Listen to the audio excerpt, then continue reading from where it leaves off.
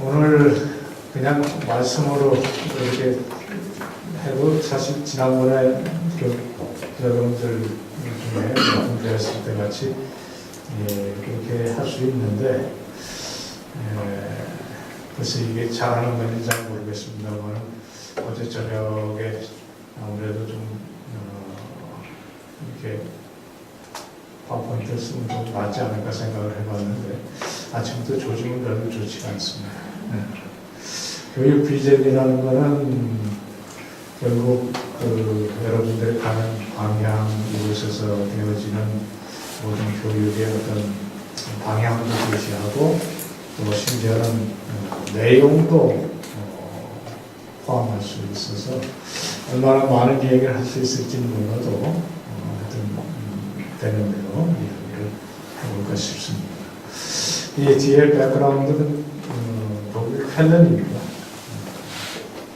한때는 이 가운데 헬렌 도움이 상징하는 것처럼 이 유럽에서는 교회를 큰 교회는 도움이라고 합니다. 도움이 상징하는 것처럼 실제로 문화 위에 있었습니다. 그리고 그냥 단지 공간적으로 위에 있었을 뿐만 아니라 실제로 문화의 방향도 지시하고 거기에는 물론 교육도 포함이 되는 일이겠습니다. 우린 그런 시대에 살고 있지는 않고요. 오히려 우리 문화 비전이나 교육 비전은 세상에서부터 오기 때문에 오늘 같이 좀 의논을 해봤으면 하는 건 두 가지입니다. 하나는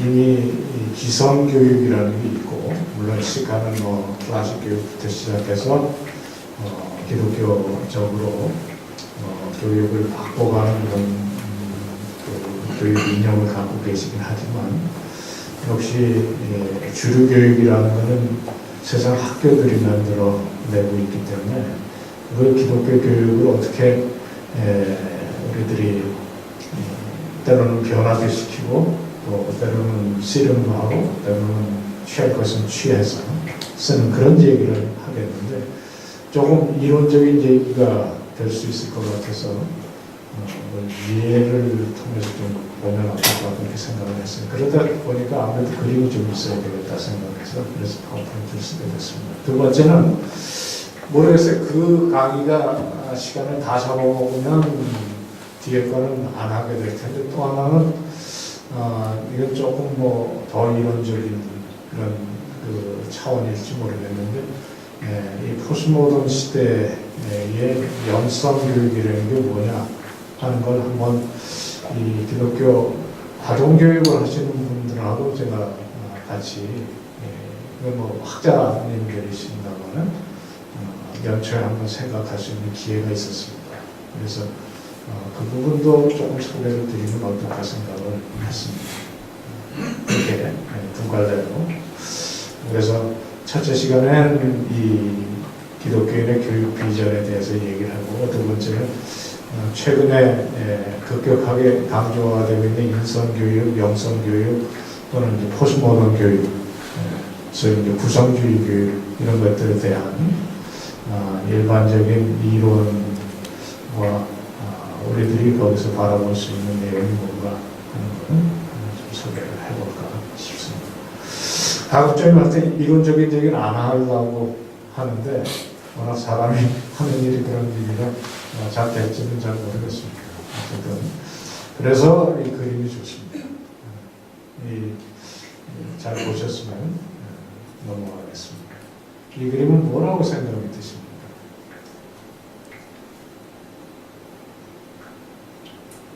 이거는 목차라는 건데 들어보셨죠? 이거 안 통하면 그 다음부터 진단 가는 거예요. 내가 이거 안 통하는데 딱 두 군데 봤어요. 하나는 목사님들, 장로님들 한 3,000명쯤 모아놓은 야, 협조도 안 하시더라고요. 엄숙하게 앉아있는데 그 순간 되게 식은땀 나기 시작하면서 어떤 하루 종일 무지하겠어요. 오늘의 실제로 목차고요. 앞부분은 이렇게 갈까 싶습니다. 기독교 문화라는 것 것을 큰 범주로 놓고 그 안에 문화, 이 교육이라는 건 결국 문화를 만들고 또 만들기보다는 사실 전수하는, 저는 교육의 가장 큰 지는 결국은 전통의 전수라고 생각합니다. 이게 결국 교육이라는 건 우리가 어떻게 살아왔느냐 하는 이야기를 다음 세대에 하는 것이라고 생각이 되고요. 특별히 우리 이제 그리스도인들의 교육이라는 것은 작게는 어떤 한 가정의 전통, 그것을 아이들에게 가르치는 것이고, 그건 이제 기독교 공동체의 이야기를 하는 것입니다. 그래서 요즘 말로는 이제 스토리텔링이라고 많이 들었는데, 사실 안 쓰는, 어쩌면 제가 혼자 하고 있는 얘기인지 모르겠는데, 스토리텔링은 결국은 비전텔링이기도 합니다. 들어보시진 않았을 거예요. 제가 만든 말 같은데, 책 제목으로 쓰려고 그랬더니 모든 출판사가 반대하더라고요. 그래서 이건 쓰는 말이 아니구나. 그런데 분명히 그 요소가 있습니다. 스토리텔링은 비전텔링입니다.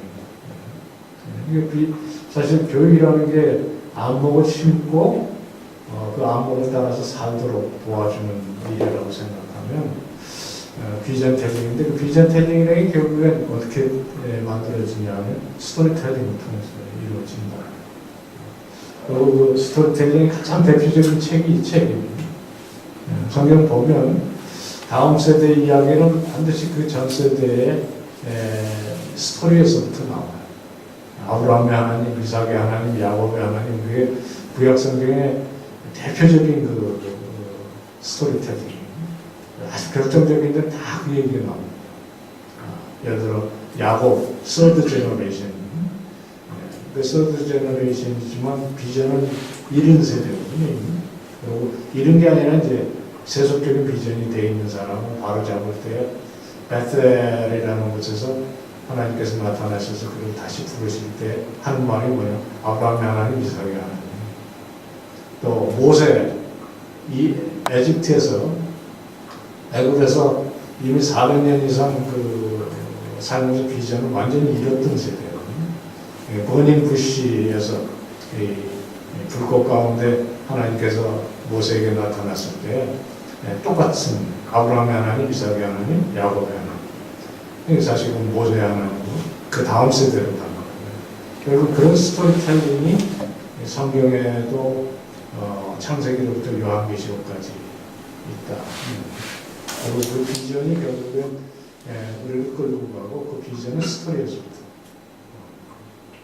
거기에는 넓게 이제 얘기하면 시카가 쭉 강조해버리고, 교장 선생님들부터 교목님 이렇게 해서 강조해오고 계시는 클래식도 어떤 면에 기독교인의 비전은 아니지만 하나님께서 인류에게 주신 일반은 처음적인, 좀 어려운 말입니다만은 해와 달과 별처럼, 또는 때를 따라서 내리는 비처럼 문화에도 하나님께서 주신 일반은총이 있다고 생각할 수 있다고. 물론 거기에는 성경의 진리나 기독교적인 진리 아닌 것들이 있지만 그 전부 다 결국엔 인류의 스토리텔링이잖아요. 그 인류의 스토리텔링을 통해서 결국 비전이 나오는데, 중요한 거는 결국 분별력인 것 같아요. 그 안에서 기독교적인 분별력을 함양하는 것인데, 이 크리스찬 디서먼트라고 하거든요. 또는 인사이트죠. 그게 결국엔 또 비전입니다. 그런 얘기를 좀 하려고 합니다. 기독교인의 문화 비전이라는 것, 또는 교육 비전이라는 것이 뭐냐? 여러분들 자신들이 좀 한번 좀 생각을 좀 해보시면 좋을 것 같아요. 시카에서 평생을 헌신을 하시던, 아니면 이제 또 앞으로도 교육의 현장에 어떻게 계시던, 어떤 개인의 비전과 삶의 비전이 있지만 도대체 나는 무엇을 위해서 살고 무엇을 위해서 여기서 교육을 하고 있는가, 그걸 깊이 생각해보는 그런 계기가 됐었으면 좋겠습니다. 그게 결국 천국에 대한 비전과 연결이 되는 것 같아요. 왜냐하면 어차피 우리 인생이라는 게 100년 남짓한 삶을 살기 때문에 이것이 보다 큰 그림인 영원에 잇대어 있지 않으면 사실 이 인생 자체 속에서는 의미를 발견하기 굉장히 쉽지 않습니다. 혹시 지금 서울 시립 박물관이나 미술관에서 하고 있는 고갱전 가보신 분 계세요? 관심 없으세요? 한번 가보시면 좋습니다. 여기 제가 이 세계관 얘기하는데 어디가 오늘 또 좀 템포가 좀 잘 안 맞고 있긴 한데 어딘가 있는데요. 예, 제가 지난번에 강의 때도 그래드립니다. 고갱이 아주 유명한 분이 뭔가 잘못되었잖아요. 오늘 하여튼 제가 이따가 쉬는 시간에 다시 보겠습니다.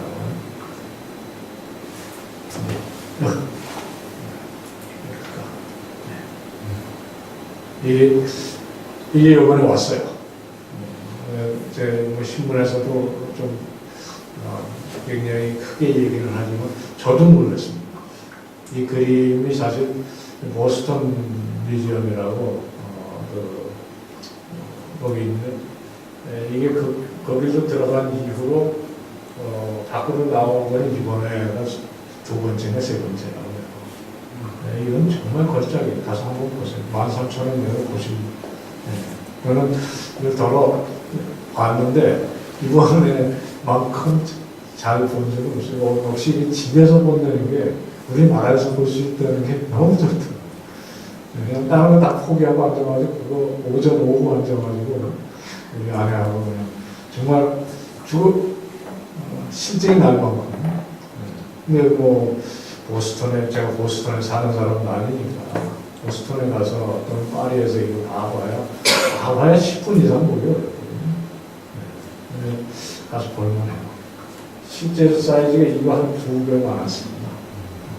근데 가면 저희 벤자민이라는 사람이 얘기했던 대로 정말 아우라가 느껴져요. 꼭 한번 가서 보십시오. 13,000원. 거기에 부록으로 고갱의 아마 대표적인 그림이라고 하는 그림이 또 한 3점쯤 따라왔어요. 그래서 이번에는 그게 비싼 게 아닌 것 같아요.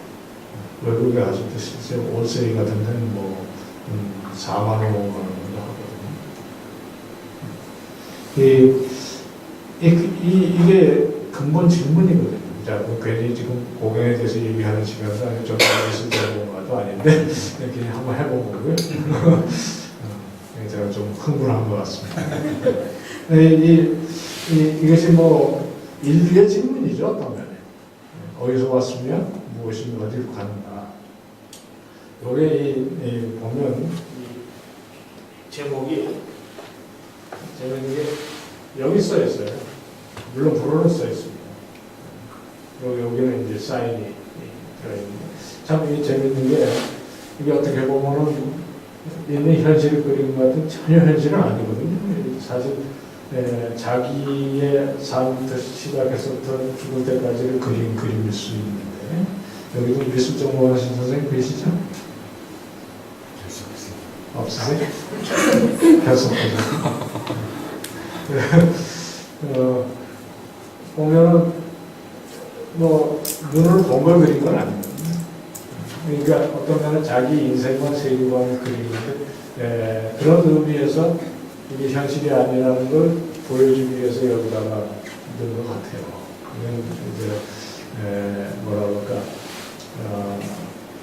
중세의 플라스코 벽화 같은 거 그릴 때 쓰는 기법이긴 한데 이거는 꼭 뭐냐면 이 현실이 아니라 내 세계관이다. 그런 것을 표시하는 것 같습니다. 그리고 결국엔 태어나서부터 죽을 때까지를 그렸는데 문제는 이 사람이 생각하는 세계는 여기가 끝이에요. 이 2, 3도 2, 하도 아니라 그러니까 어디서 왔는지를 얘기하려면 이 넘어가야 되는데 이거 넘어갈 수가 없는 거예요. 재밌는 건 많은 비평가들이 실제로 여기 보면은 사람으로 있지 않고 개도 있다고 자기 흔히 개로 그렸었거든요. 그러니까 자기는 어떤 면에 인생의 시점에서부터 자의식까지 이걸 다 내려보지만 끝은 없는 이 교육이 여기서만 끝나면 그거는 바른 것 같지가 않다. 그러니까 사실 우리에겐 더 큰 그림이 있어야 되는데 더 큰 그림은 성경에서부터 옵니다. 그걸 이제 염두에 두시고 오늘 하루도 좀 생각을 같이 해보시면 좋을 것 같아요. 파워포인트가 100장이 넘는 것 같아요. 너무 야심적이죠? 자, 여기서부터 좀 시작을 하시면 좋을 것 같습니다. 사실 지난번에 계셨던 선생님 몇 분이 계시죠? 다음에 그거를 따라잡으시면 좋겠고요. 지난 시간에 했던 그 내용의 총정리를 하면 이렇게 됩니다. 니고데모의 안경을 보시면, 이 아까 보니까 다 책을 한 권씩 가지고 있어서 제가 크게 영광입니다만, 책 잘 썼어요. 그래서, 그 기독교 세계관은 그거 그냥 하나만 잘 이렇게 보시면, 별거 없습니다. 더 이상 나올 얘기는 사실 없어요. 그 총정리를 하면, 이 성경의 이 안경 또는 성경의 비전이라는 것이 결국엔 창조 타락 구속이라는 진리를 통해서 자기 인생 또 세상 교육이면 교육까지 포함해서 보는 것인데 그렇게 되면 사실 세상 속에서 하나님 나라가 보여야 된다. 그게 이제 그 책 또는 사실 성경의 진리거든요. 그러니까 성경의 안경이라는 게 결국에 아까 고갱 같은 사람이 볼 수 없었던 영혼을 바라볼 수 있게 하는 비전이 할 수 있는 거죠.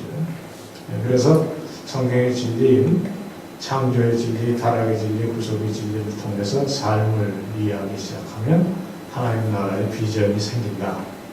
그렇게 좀 정리를 해보시면 좋을 것 같아요.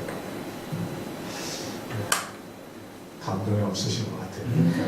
제가 생각하기에 너무너무 잘 쓴 글이라고 생각하는데 그래서 하나님 나라가 이렇게 보였으면 좋겠고요. 그러면 하나님 나라가 이제 이렇게 보여야 하느냐 아니면 이렇게 보여야 하느냐 그런 게 질문해 볼 수 있습니다. 어떻게 생각하세요? 하나님 나라가 보인다.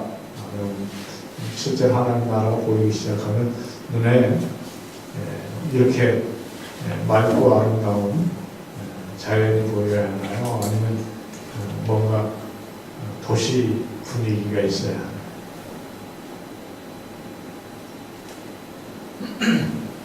별로 협조하는 얘기가 아니에요. 제가 이 신천지 같이 보이세요? 이제 이런 얘기 이제 시작하면 꼼짝없이 그렇게 생각하는 사람이 있어요.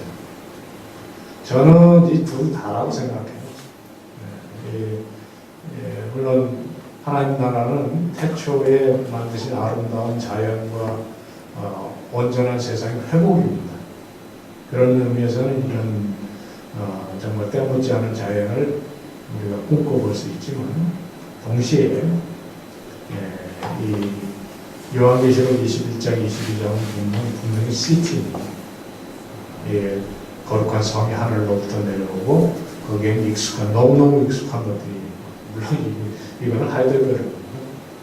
그러나 제가 본 도시 중에는 제일 그래도 뭐라고 그래요? 하나님의 나라에 어울릴 법한 서울은 아닌 것 같아요. 서울도 여건은 참 좋은데 아파트 때문에 아닌 것 같고요. 이와 갖고 연관해서 그럼 하나님 나라는 어떻게 가냐 하는 걸 생각해 보실 수 있어요. 하나님 나라 이렇게 갑니까? 이게 이제 교육하고 굉장히 중요한 연관이 있어요. 그래서 던지는 그 질문입니다. 천국은 Are we looking upward? upward? 천국을 바라보면 Are we looking upward? Or we are looking forward?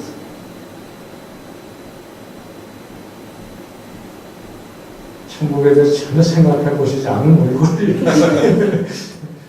또는 하나님의 나라에 대해 천국이라는 게 하나님 나라하고 똑같은 말입니다. 왜 천국이라고 쓰기 시작했냐면 이 유대인들은 하나님이라는 단어를 떠올리기 굉장히 두려워해요. 그래서 마태복음에만 보면 특별히 하나님 나라 대신 하늘나라라는 말을 쓰기 시작한 게 우리는 말을 번역하면 천국인데 사실 천국이라는 말이 이 착각을 자꾸 만들어내요.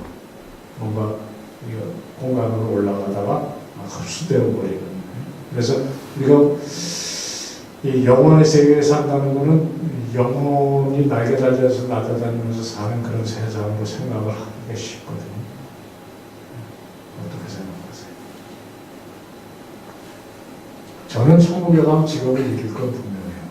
할 일이 없을 거예요. 이런 일을 못 할 거예요. 천국에서 파워포인트 돌리고 이건 안 할 것 같거든요. 내가 보기엔 철학은 있을 것 같은 생각이 들어요. 아니면 여러분은 천국에 뭐 하고 계실 것 같으세요? 아니면 저 밑에서 이렇게 불 때는 데서 삽질하고 계실 것 같으세요? 그건 아니시죠. 천국에서 뭐 하고 계실 것 같으세요? 24시간 예배만 드리는 것 같으세요? 그 천국 안 간다고 그런다면서 그래. 24시간 찬양과 예배와 경배만 할 것이다. 안 간다. 그 사람은 이 예배 이미지가 주일 11시 예배였거든요. 그 1시간 드신 분들 24시간 영원토록 그것만 한다. 이게 이렇게 이제 나가기 시작하면 이게 꼭 신천지같이 들린다는 거예요. 그게 좀 진지하게 생각을 해봐야 하는 문제예요. 여러분들은 천국에 가면 뭐 하고 계실 것 같으세요? 답이 안 나와요. 아까 선생님 얘기하실 것 같이 하시죠. 찬양이라고 했더니 저는 이제 하나님의 나라가 하나님이 계신 곳이 하나님의 나라라고 생각하기 때문에 거기서도 비슷한 생활을 하고 있지 않을까. 하지만 죄가 없고 또 아까 말씀드린 대로 찬양하는 일에 마음을 쏟고 있을 것 같습니다. 어떤 사람은 모두가 다 예술가가 될 거라고 그냥 하나님 나라를 아름답게 가꾸는 일에 이건 상당히 뭐라 그럴까요? 일리가 있는 것 같아요. 모든 사람이 농부가 될 거다. 그것도 일리가 있어요. 그래서 제가 사실 올해 그걸 좀 배워보려고 땅을 한 3평쯤 얻어가지고 하다가 완전 한 2달 만에 주변 사람들한테 마비를 먹고 끝났어요. 제가 그렇지 않았나. 왜냐면 바빠갖고 자주 못 갔더니 완전히 풀밭이 됐는데 2시간 전에 옆으로 자고 욕 엄청 얻어먹고요. 나 농담같이 들리지만 상당히 저런 분은 진지해요. 저는 실제로 신학교 때로 치고 가서 농사를 지으려고 그런 학교도 다녀봤어요. 그런데 이게 이제 안 되더라고요. 한번 진지하게 생각해 보시고요.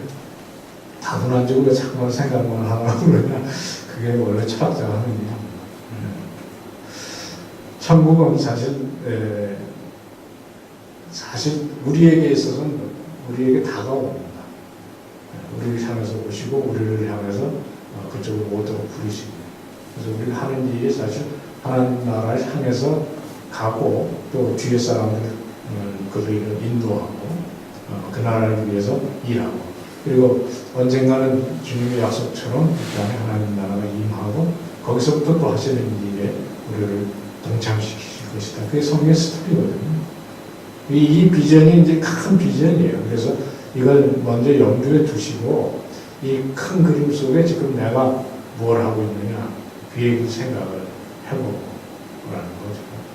그래서 여러분들이 뭐 이 시간에서 가르치시는 일은 뭐 말할 것도 없고 보면 저희 여러분들이 개인적으로도 결국 성경의 스토리에 근거한 스토리텔러들이 되시는 거기 때문에 지난번에 제가 한번 그걸 얘기를 드렸습니다만 좋은 엑서사이즈 중에 하나가 이렇게 A4 용지 한 장을 가지고 반으로 접으셔서 위에는 여태까지 살아온 스토리, 밑에는 앞으로 살아가실 비전, 뭐 시카에서 비전뿐만이 아니라 이렇게 해서 반으로 딱 접으면 성경이 이렇게 좋거든요. 이게 여러분들의 스토리와 이 비전이 이건 하나님의 큰 스토리와 큰 비전이라면 내가 그 속에 어디에 있는지를 좀 여기다 그리면서 생각을 해보시는 건 좋아요. 그런 엑서사이즈가 상당히 좋은 엑서사이즈가 될 수 있다. 제가 이 생각하는 이 종이가 들어갈 위치는 사도행전 28장 뒤나 하여튼 구약은 아닌 것 같고요. 신약성경 사도행전 28장부터 요한계시록 21장 사이에 어디에 있는 그게 우리의 이 좌표예요. 인생을 제대로 살려면 내가 어디에 있고 뭘 하고 있고 어떻게 갈 거고 이런 방향 감각이 필요한데 그게 이 성경의 스토리와 비전 속에 있습니다. 그게 이제 완전히 잊어버려지면 사람은 이제 꿈을 잃는다 그렇게 봐야 될 것 같아요. 한 10여 년 전쯤에 제 모교에서 같이 자랐던 친구 아들이 저희 학교에 입학을 했는데 애가 똘똘해요, 굉장히. 그래가지고 어떤 수업 시간에 이 기독교 세계관 수업 시간이었던 것 같은데 스토리와 비전에 대해서 큰 얘기를 하고 갔더니 질문을 하는데 이 친구가 딱 질문하고 그래서 선생님 비전은 뭡니까? 그 순간 당황했어요. 요즘 개그 콘서트에 나온 거지. 당황했어요. 굉장히 당황했어요. 뭐 제가 대학 교수가 되겠다는 비전을 가졌던 건 아닌데 어느새 보니까 뭐 이렇게 나는 어떻게 해서 어떻게 하고 뭐 이런 얘기를 한다 이게 지나버렸더라고요. 그때부터 지금까지 이제 결국 때때로 그 질문이 떠오른다고요, 저한테도. 내 비전이 뭐냐? 내가 여기서 뭐 하고 있느냐? 굉장히 중요한 질문이에요. 답은 있긴 있는데 너무 허망할 것 같아서 제가 지금 말씀을 안 드리겠습니다. 자, 이제 문화, 다시 여기서 제가 더 중요하게 생각하는 건 교육, 이런 게 왜 중요하냐.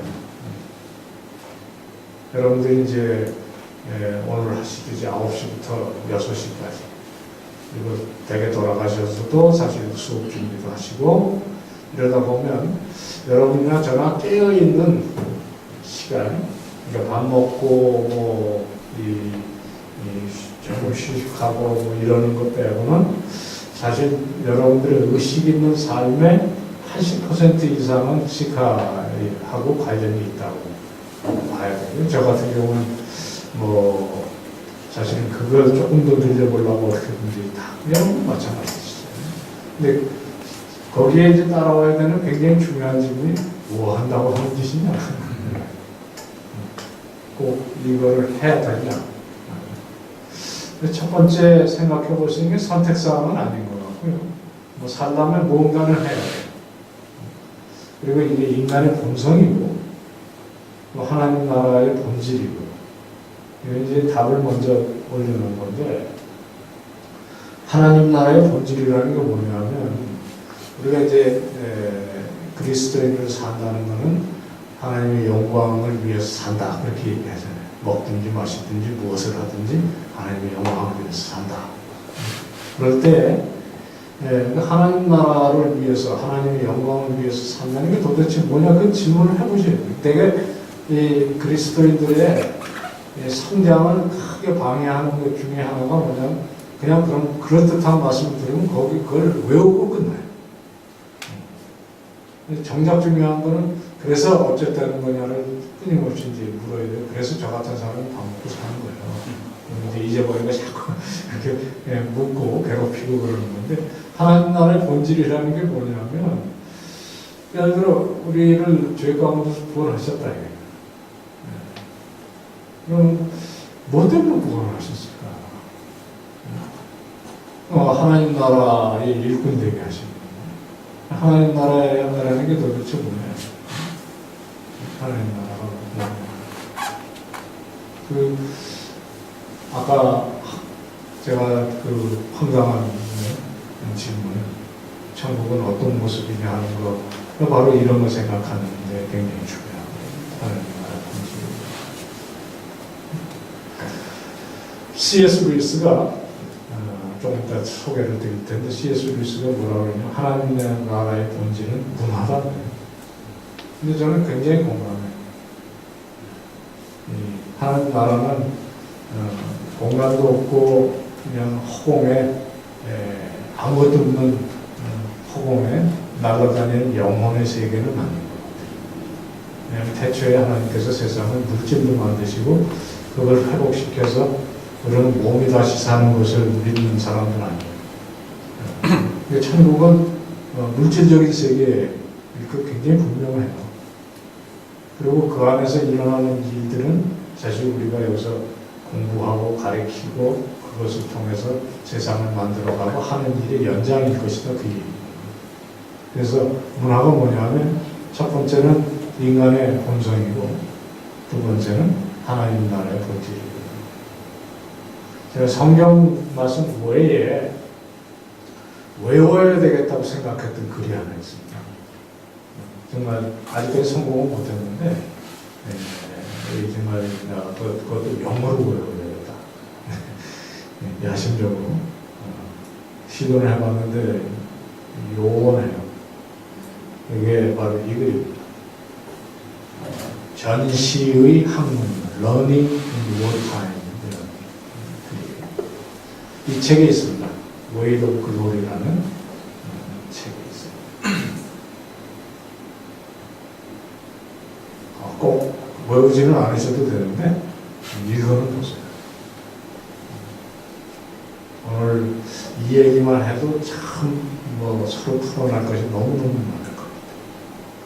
C.S. 루이스는 이렇게 소개할 때는 좋은데 되게 다음에 만났을 때 돌아보는 얘기는 별로 긍정적이지 않아요.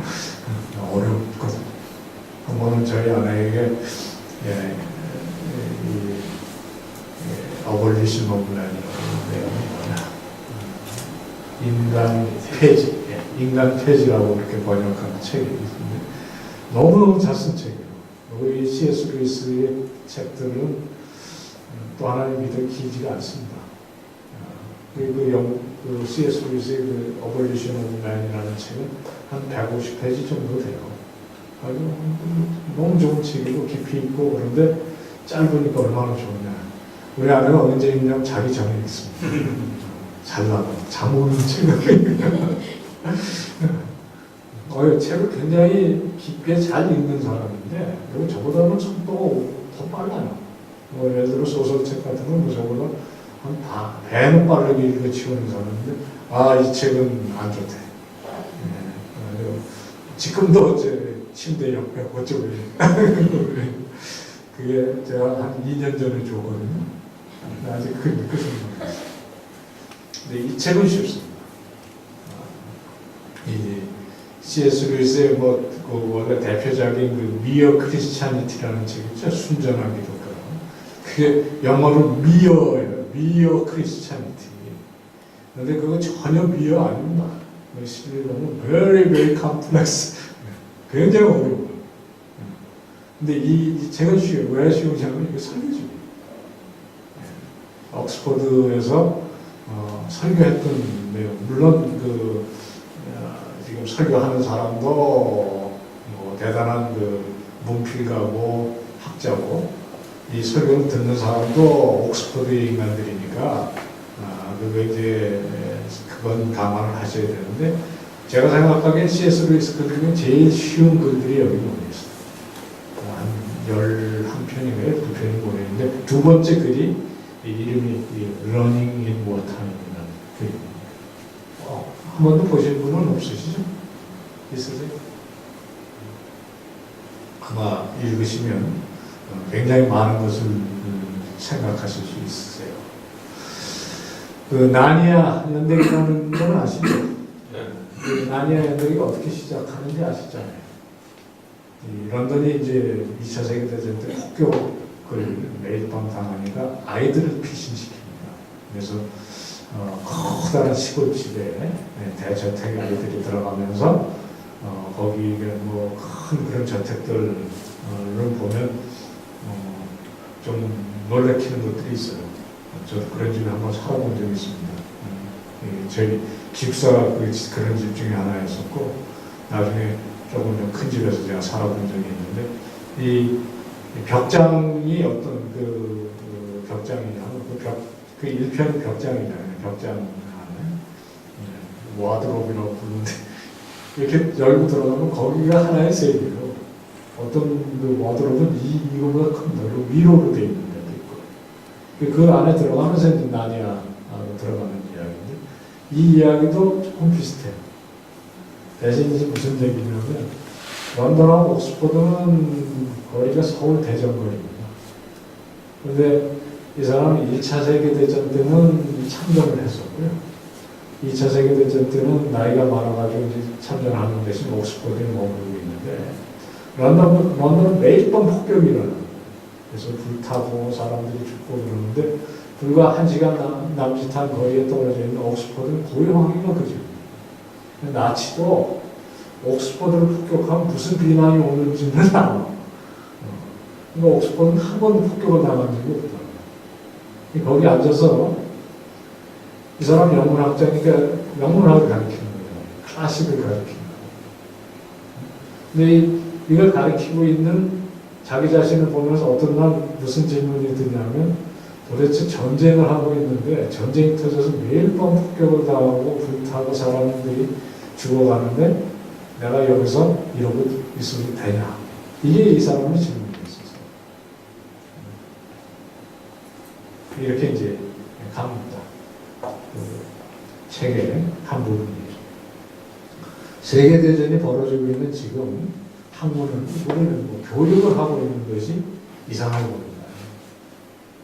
마무리를 할 가능성이 거의 없는 일을 시작하는 게 무슨 사실 뭐 제가 C.S. 루이스 대단한 사람이지만 이 사람은 무슨 영문학을 시작해서 마칠 수 있는 사람은 아니잖아요. 친구들의 목숨과 유럽의 자유가 위기에 처한 상황에서 이렇게 한가로운 일에 관심을 가져야 할 이유가 있냐. 그리고 이제 뭐라고 얘기하냐면 마치 로마에다 불을 질러놓고 그것을 바라보면서 바이올린을 켜고 있는 네로의 꼴이 아니냐. 다른 말로 이제 말하는 무슨 얘기냐면 세상에서 허락된 짧은 시간에 100년 남짓한 인생을 사는데 한 조각이라도 문학이나 예술이나 수학이나 생물학 같이 상대적으로 사소한 일에 사용하는 무슨 의미예요? 이거 과연 뭘 말하는지 묻습니다. 참 중요한 질문 아닙니다.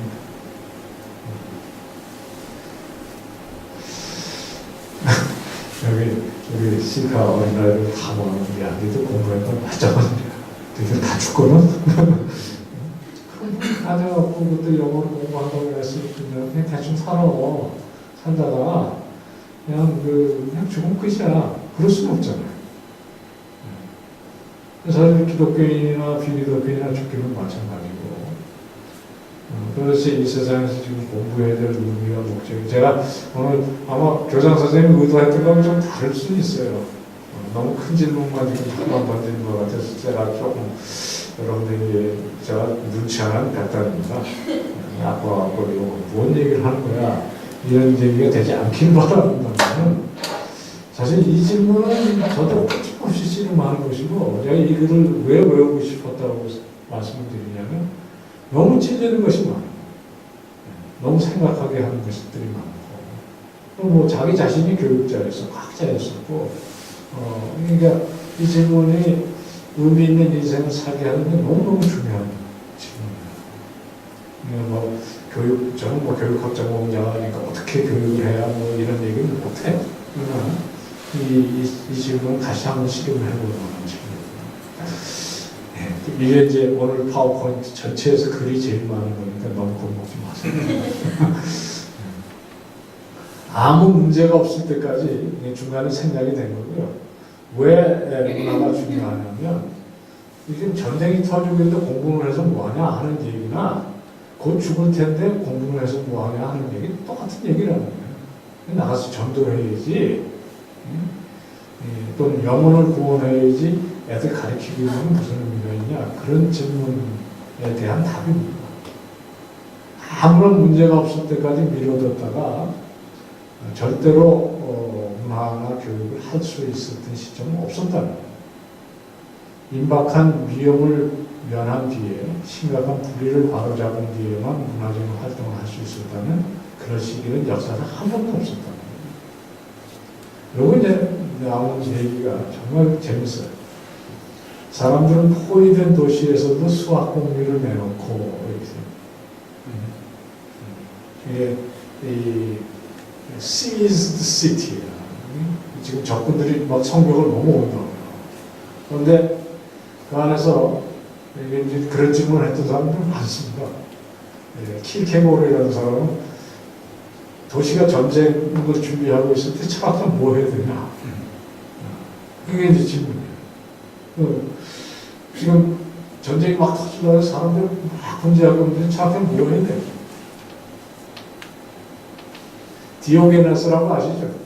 통 속에서 살았다는 이 사람이 앉아갖고 아테네가 전쟁을 준비하고 있는데 자기도 뭔가를 해야 될 것 같은 생각이 듭니다. 이거 어떻게 하냐면 키에르케르크 우화에 나오는 얘기인데 통을 딱 들고 도시 저쪽 끝까지 막 들어가다 또 도시 저 끝까지 자기가 분주하게 보니까 뭔가 하는 걸 가지고 아르키메데스라는 사람이요. 전쟁이 터졌는데 적군이 벽을 넘어오면 자기는 할 수 있는 게 없는 거예요. 그러니까 앉아서 수학 공리를 계산하고 있었어요. 그래가지고 마당에 흙에다가 도형을 그려놓고 열심히 계산을 하고 있는데 넘어온 적군이 뭐 하고 있느냐고 그걸 흙을 그려놓은 걸 발로 집었어. 그래서 항의하다가 창에 찔려 죽었어요. 그 얘기예요.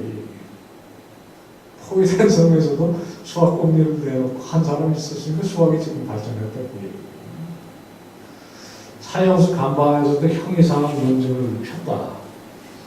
중세의 클래식 교육 중에, 소위 인문 교양 교육 중에 텍스트라고 불리는 책이 있어요. Consolation of Philosophy라는 책이에요. 철학의 위안이라는 책이 보에티우스라는 사람이 쓴 책이에요. 중세 이 early medieval 시대의 클래식 중에 첫 번째로 꼽는 책이에요. 철학의 위안이라는 이 형이상한 문제예요. 이게 어디서 쓴 책이냐면 교수들을 앞에다 놓고 사형수 감방에서 쓴 책이에요. 교수들을 놓고 농담을 했다. 이 얘기는 프랑스 혁명 시대의 이야기예요. 단통 같은 사람은 세타이어들이 되게 언제였어요. 교수들은 단도되죠. 퀘벡 성체를 직문하면서 새로운 시를 썼다. 이 사람은 C.S. 루이스 자기도 그런 거예요. 1차 세계대전이 터져서 징집이 돼가지고 전선에 나가면서 전선이 가까워 오니까 무슨 생각이 드냐면 여기 가면 오로지 나는 딱 하나만 생각하게 될 거다. 그런 생각이에요. 죽는 사람. 왠가 참호 속에서요. 도깨스가 퍼진다고 방독면을 뒤집어 쓰면서 옆에서 친구하고 시에 대해서 토론했던 거예요. 전투는 순간이고 그 외에 너무너무 많은 시간들이 있거든요. 참호 속에서도 시를 논하게 됩니다. 맨 마지막에 제일 걸작이에요. 이게 이제 이 C.S. 루이스의 수준을 보여주지 설교에서 이런 얘기를 하면 아무도 못 알아들을 거예요. 그죠? 지금 앉아가지고 이렇게 꼼꼼히 풀어가는데도 재미가 있는 것 듯한데 테르모필라에서도 머리를 빗었다는 말은 이 스파르타 얘기인데요. 그 300이라는 영화 혹시 들어보셨어요? 여기 아도니다스라는 이 스파르타의 왕이 30만 대군의 페르시아 적군들이 지금 해안에 상륙을 했거든요. 30만 대군을 끌고 온 페르시아의 침략군의 왕이 누군지 혹시 아세요? 네. 그 에스더의 남편이에요. 뭐 에스더와 결혼하기 전인지 후였는지 잘 모르겠는데 쳐들어와서 지금 해안에 상륙했는데 그리스는 연합군이 아직도 만들어지질 않아요. 한가 도시국가들이라서.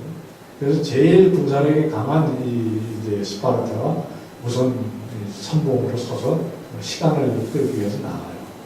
그때 끌고 간 사람이 보디가스는 300명이고 그들 노예까지 합하면 한 2,000에서 3,000 됐을 거라고 봐요. 그래가지고 이 페르시아 이 대군들이 몰려오는데 어디서 첫 접전을 벌이면 테르모필레라고 협곡입니다. 지금까지 뭐 공군이 있던 시대가 아니니까 협곡에서 붙으면 상대방 아무리 많아도 한 번에 붙을 수 있는 숫자가 제한이 돼요. 그래서 테르모필레에서 격전을 벌이는데 투구를 쓰기 전에 왕이 뭐라고 얘기를 하냐면 우리는 여기서 다 죽는다. 그러면서 투구를 쓰면서 머리를 곱게 빗는 거예요. 머리를 빗는 거예요. 지금 1분 후에 그 머리가 어디에 있을지 모르는데 머리가 뭐라고 했어요. 그 얘기예요. 테르모필레에서도 머리를 빗었다. 이거는 허세가 아니고 인간의 본성이에요. 예. 정말 어떤 면은 마음을 울리는 이야기잖아요.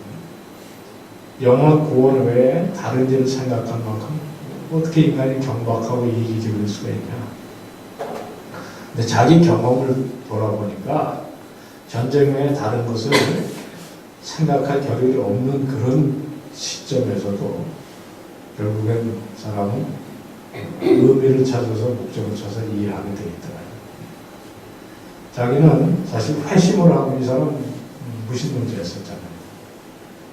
회심을 하면 옥스퍼드를 떠날 줄로 생각했거든요. 그리고 전혀 다른 일을 할 거라고 생각을 했는데 회심도 군복무도 인간적인 생활을 말살해버리지가 않고 성경도 그걸 가르치진 않아요. 대신 다르게 하라고 얘기합니다. 이제 이따가 그 구절 로마서 12장 1절 2절 소개를 드릴 텐데 변화를 받아서 하나님의 선하시고 기뻐하시고 온전한 뜻을 분별하도록 하라 하는 이 말씀을 함께 얘기를 하고 이 설교의 본문이 뭐냐면 성경 본문이 뭐냐면 고린도전서 10장 31절이에요. 너희는 먹든지 마시든지 무엇을 하든지 다 하나님의 영광을 위해서 하라. 그러니까 우리가 하는 일을 뭔가 변화를 받은 새로운 심정을 다르게 하라. 그것이 이제 오늘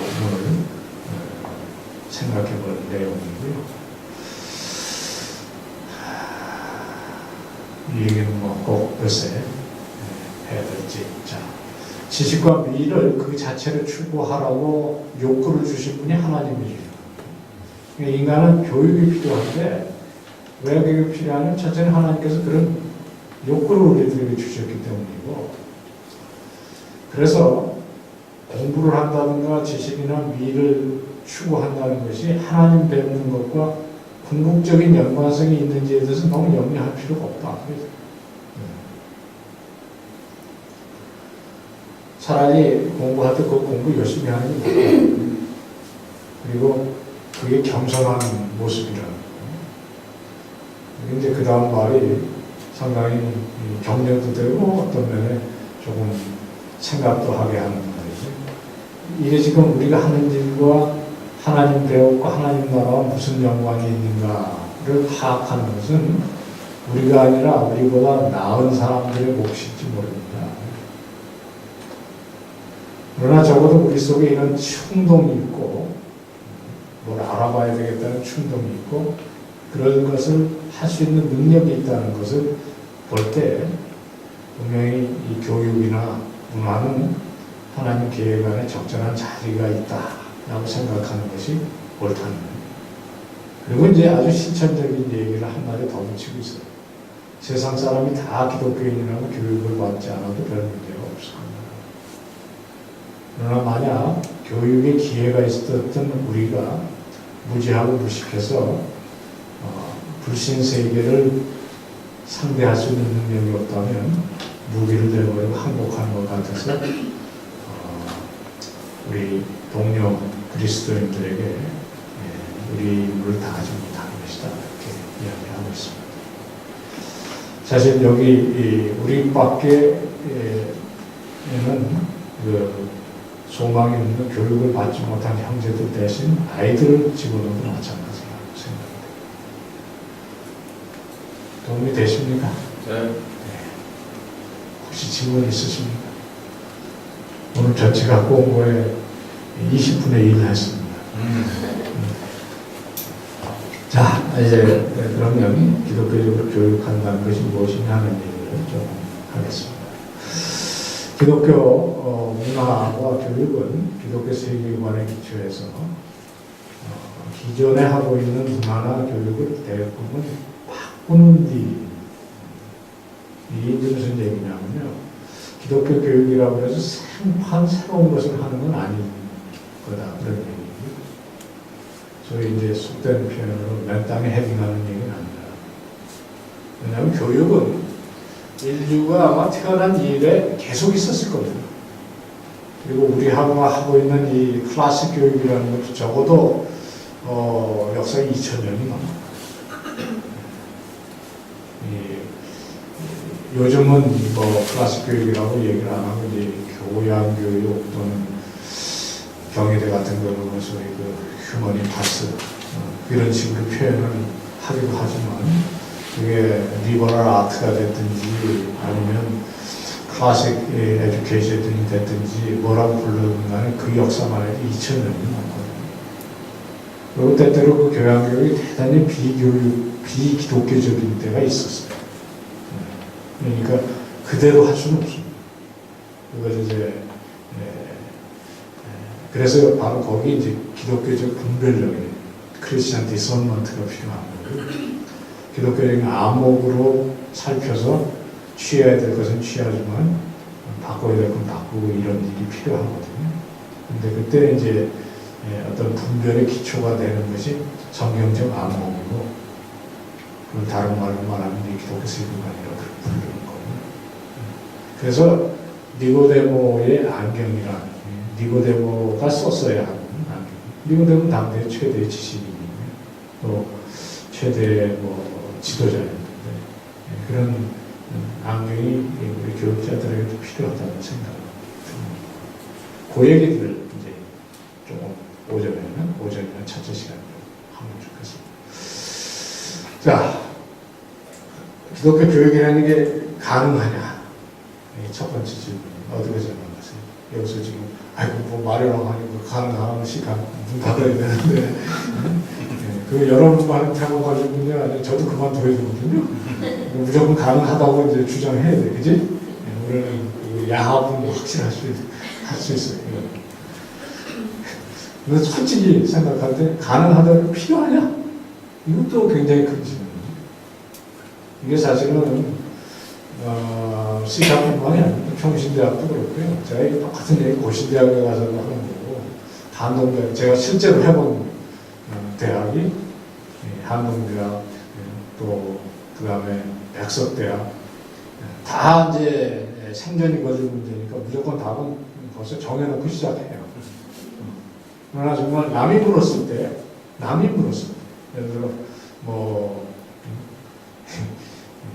한동대학 같으면 경북대학교 와서 니도 왜 있어야 되는데 뭐 이런 거 물었을 때 정말 답할 수 있겠네요. 고신대학 같은 부산대학교 와서 그냥 우리 분교해라. 이렇게 정말 쓸데없는 짓 하고 있느냐. 그렇게 물었을 때 필요하냐 하는 얘기를 답해야 될 거 아니에요. 근데 필요한 거 얘기 전에는 가능하냐. 이게 사실 전 세계의 기독교 학교에 저 같은 이 직업을 가진 사람들, 어떤 면에 그 이념적으로 다뤄야 되는 사람들이 씨름하는 문제고 씨름해온 문제고, 책은 여기 제가 갖고 있는 것만 해도 100권쯤 돼요. 다 이게 살이 되니까 이거 가능하다고 얘기해야 되고 필요하다고 얘기해야 되고, 그러니까 그 책이 굉장히 많습니다. 의외로 많습니다.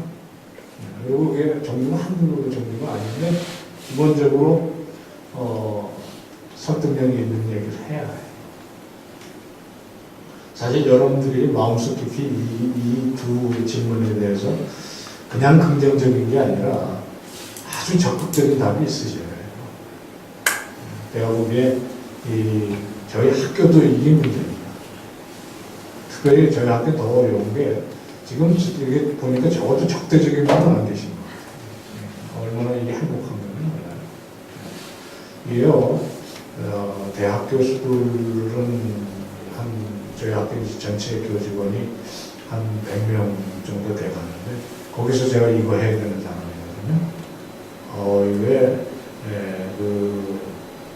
모든 사람 적으로 만드는 일이에요. 올해는 아예 이사장이 전임 교직원 훈련원 이런 걸 만들어가지고 끔찍한 잡이에요. 교수님들은 1년에 한 8시간 정도 이 교육을 시켜요. 그래서 제가 첫 번째 답이 뭐였는지 아세요? 차라리 저를 죽이세요. 차라리 저를 죽이세요. 이게 공동체가 이걸 해야 되겠다는 의식이 없는 공동체를 끌고 가기 정말 힘들어요. 그리고 저를 원수 같이 생각해요. 다 바쁘잖아요. 그래가지고 그걸 하는데, 이것이 돼 있는 공동체, 제가 거기에 제일 그게 잘 돼 있는 게 한국이에요. 가보니까 그래도 그 학교는 교수가 거기 한 200명 정도 가까이 되는데, 적어도 제가 이렇게 200명 다 모여서 이 비슷한 강의를 했는데, 니고데모 안경 그 얘기 한번 했고 여러 차례 했어요. 그런데 적어도 이 적대적인 그런, 아주 적극적인 적대적인 그런 사람이 없어요. 그러니까 그건 대단한 겁니다. 적어도 아주, 제가 한번 그 국민일보 기자들을 놓고 기독교 신분이 가능하냐 필요하냐 이런 걸 했는데, 신입 싸움 꼭 요만큼 한 여기자 신입 기자인데 아예 옆으로 뛰다가 돌아섰더라고요. 안 듣겠다는 걸 몸으로 반항하고 신입 싸움인데, 신입 싸움. 제가 그 리포트 하거든요. 그거 지금까지 있는지 없는지 잘 모르겠는데, 나중에 보니까 운동부 출신이에요. 근데 어쩌자고 뽑았는지 모르겠어. 이게 실제로 신문기사 쓰는 거는 사장님 아니잖아요. 그리고 그 사람이 어떤 시각으로 사건을 보느냐가 바로 독자가 읽는 사태 아니에요? 이게 지금 우리가 하는 일이 그래. 기독교 학교에 보면 교장 선생님도 가르치시고 다 하시지만, 중요한 건 현장에서 아이들 만나는 여러분이시고요. 매 시간 앉아서 뭐 가르치는지 어떻게 가르치는지 볼 수가 없어요. 근데 저희 학교만 해도 이게 100년이 넘은 신학대학 중에 신학대학이라고 스스로 자부하는 학교인데, 막 뽑아. 뭐 낙하산도 있고 별들 인간 다 많아요. 그거 제가 한번 저를 죽이세요 그렇게 얘기하는 이유가 있어요. 신임교원 한 분한테 소열문답 1번, 우리는 그게 대장정이잖아요. 성경 외에 한 학기 동안 공부하시고 와서 제가 물어본 게, 사람이 제일 되는 목적은 무엇입니까? 이렇게 시작하는 저희 신앙고백의 첫째 줄에 나오는 거예요. 그건 뭐냐고 물어봤는데 모르시더라고요. 그분에게 좋은 얼굴로 잘하셨어요, 수고 많이 하셨어요. 그거 끝날 수가 없잖아요. 그래서 제가 뭐라고 말씀드렸더니 막 저한테 화를 내시더라고요. 그것도 맞던 거에서 죽을래 살래 그러고 싸우니까. 저는 기독교교회는 그렇게 할 수 없다고 생각해요. 그분이 진심으로 마음이 이 학교에 있는 동안은 정말 이 학교의 교육 이념이나 이런 걸 존중해야겠다는 게 사실 그 마음속에 있으셔야지. 제가 뭐 그거 어떻게 하지? 더군다나 이게 세상에서 제일 좋은 대학 거쳐간 사람인데 그냥 막 자존심이 상하는 거야. 근데 그건 그거고 이거는 한 번도 생각해 보신 적이 없는 거예요. 이게 이 질문을 스스로 실험해가지고 어떻게든지 이렇게 만들어 가시는 게 되는 게 제가 보기에 기초인 것 같아요. 이제 잔소리가 길어지니까 넘어가겠습니다. 똑같은 질문을 다각도로 할 수 있습니다. 이건 어떻게 생각하세요? 기독교 미술이 가능하나요? 기독교 음악이 가능해요? 교장 선생님 어떻게 생각하십니까?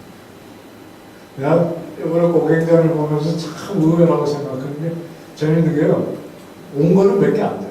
그림이 전체는 한 70점 정도밖에 안 되는데 제가 정말 놀란 게요 고객도 역시 이게 19세기 말에 유로피안이라는 생각을 확실하게 하게 된 게 그림에 거의 기독교적인 힌트가 안 들어가 있는 게 없어요.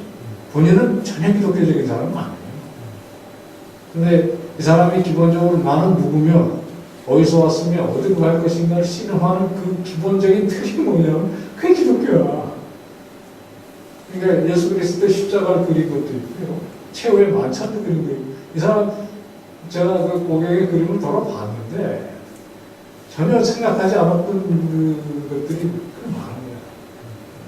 실제로. 그리고 아까 보셨던 그 그림에도요. 실제로 그 가운데 사과 따는 게 뭐냐면 사과가 이미지야. 그러니까 그리고 그 안에 곳곳에 그 인간의 운명이라는 결국엔 하나님과의 관계 속에서 답을 찾아보려고 했던 그런 흔적들이 있습니다. 어떤 면에 이 사람은 기독교 미술가는 아니지만 그 그림이 반기독교적이라 메시지는 반기독교적이에요. 제가 보기에. 또는 적어도 기독교적인 답을 받아들인 그림은 아니에요. 그런데 하여튼 기독교적으로 예술하고 미술하는 사람들이 있습니다. 그러니까 이게 가능하고 필요도 한 것 같아요. 근데 이 질문을 하면 그게 쉽지가 않아요. 기독교적인 기업이 있어요. 내가 이 기업을 이걸 해봤어요. 특별히 이 기독교 기업이라고 손꼽는 우리나라의 두 기업에 가서 해봤는데 뭐 하나 더 있네요. 뭐 아까 이미 발설을 했으니까 국민일보. 사장님하고 이사님들까지는 그게 머릿속에 있는데 현장 기자들은 완전히 예비군 훈련 온 사람들입니다. 죽지 못해서 앉아있고 완전히 좀 묶여서 주십시오. 뭐 이런 분위기고 기독교적인 정치가 가능하냐 필요하냐 기독교 학문이 가능하냐 기독교 교육이 가능하냐 우리가 이제 가능하다고 얘기하고 야합을 했으니까 이 모든 질문에 관통하는 질문으로 이 질문을 좀 해볼 필요가 있을 것 같아요. 기독교적으로 고스톱을 치는 게 가능합니다. 이게 저희가 저와 제 친구들이 작심하고 토론했던 문제예요. 답을 진짜 찾아보려고 했었어요. 이게 뭔지 아시죠? 이거예요. 고스톱을 기독교적으로 치는 게 가능한. 어떻게 생각하세요? 우리 이거든 질문 너무 쉽게 답이 나오니까 기독교적으로 고스톱을 치는 겁니다. 우리 생각은 이제 여기에 답을 낼 수 있으면 아마도 위에 얘기를 답하는 건 더 쉬울 거라는 생각이 들었어요. 어떻게 하면 기독교적으로 고스톱을 칠 수 있나? 고스톱 치기 전에 기도하고 이렇게. 고스톱 치기 전에 기도하셔야 돼요. 그 다음에 나왔었어. 근데 칠 수는 있는데 재미가 없을 것 같아요. 왜요? 그러니까 남의 걸 따고 남의 걸 뺏어야지 재미있을 텐데 그런 마인드라면 이게 더 나눠주고 막 내고 도와주고 난 바가지 쓸 것 같으면 한장 흘리고 나중에 딴 거는 다 헌금하고 그러니까 실질적으로 교회에서 윷놀이를 해봤는데 되게 윷놀이하다 점점 막 사람들이 막 화를 내고 막 이제 교회 안에서 막 모종의 그 돈거래가 막 있고 막 하니까 돈을 안 넣으면 또 재미가 없고 막 이렇게 좀 아이러니한. 아주 뭐 대안이 다 나왔는데 그 중에 제일 거점 우리 역시 안 목사님 기도하며 시작합니다. 실제로 한 사람이 이 대학 시절에 주일날 와가지고 대학부 성경 공부 준비하고 있는데 뒷방이 시끄러워서 가만히 보니까 동생들이 고등학생 친구를 다 모으고 와가지고 이놈들이 화투를 치고 있더라고요. 근데 나중에 회장회가 딱 들어와보니까 이것들이 이러고 있잖아요. 야, 니들 주일날 이것도 주일날 화투를 치면 되냐 하니까 그 주동했던 녀석이 안 될 게 뭐냐 그래서 둘이 경론이 벌어요. 그래서 결론이 어떻게 났냐면 기도하고 다시 시작. 아주 통성기도하고 시작한 다음에 끝났는데 주기도문으로 해. 그러면 그 화투판이 기독교적이 되냐. 근데 그거나 아침에 화요타임 시작으로 하루를 새벽 기도를 시작하고 그리고 저녁에 회개하는 기도를 마치고 그 중간에는 멋대로 사는 그 기독교적인 말이 됩니다. 기억도 마찬가지입니다. 시무식 엄식하게 하고 정문휴식 예배 엄식하게 드리면 그게 기독교적이 됩니다. 아주 쉽게 얘기하면 중요한 건 두 기도 사이 뭘 했느냐가 더 중요합니다. 학교도 마찬가지입니다. 저도 수업 시작할 때 기도하기 시작합니다. 마칠 땐 뭐 제 학교에서 별명이 뭐냐 아침에 주일인지 아시나요? 제 별명이 인디언 별명같이 하도 그 아침 9시 수업은 아침에 주일인지 하시면 시편 92편 찬양이잖아요. 그거 부르기 시작해가지고 그 굉장히 그 감동받는 애들이 특별히 편입생들 다른 데서 대학생활 하다가 와갖고 이게 딱 들어왔는데 첫째 시간에 철학 수업으로 딱 들어가는 아침에 주일인지 하시면 우리 학교 제가 수업하는 데는 뒤에 조그마한 대학인데 뒤에 그렇게 수풀이 멋있어요. 그래서 오늘같이 화창한 날에 보면 정말 찬양이 저절로 나옵니다. 딱 시작하고 기도하기 시작하고 그거 엄숙하지만 더 중요한 건 뭐예요? 철학을 기독교적으로 가르쳐야 돼요. 저는 기독교 철학을 가르치는 게 아니에요. 사실 시작하면 탈레스, 플라톤, 아리스토텔레스 그거 가르쳐요. 1학기 내내 그거 가르쳐요. 근데 그 안에서 플라톤을 기독교적으로 이해하는 거하고 아리스토텔레스를 그렇게 이해하는 거 그거 가르쳐야지. 예, 그거 안 하면 그거 사실 성경 공부 시간은 못 받아요. 그거 해야 돼요. 그러니까 씨름을 해야 됩니다. 그리고 한 20년 지금 하고 오니까 그런 대로 뭔가 나름대로 뭔가가 되어가는 느낌이에요. 그래서 저는 그거 참 감사해요. 내가 철학 공부를 했었어도 뭐 예를 들어 현대 독일 철학을 본 것은 그놈을 20년 동안 대면 살았으면 정말 의미 없을 거거든요. 근데 매해 하여튼 철학자 시작부터 끝까지 혼자 앉아가지고 그걸 하고 있는데 그놈이 서양 사상의 또는 뭐 문화의 핵심적인 내용들이죠. 이렇게 보면서 어떤 사상들은 어떤 식으로 영향을 미쳤고 그걸 얘기합니다.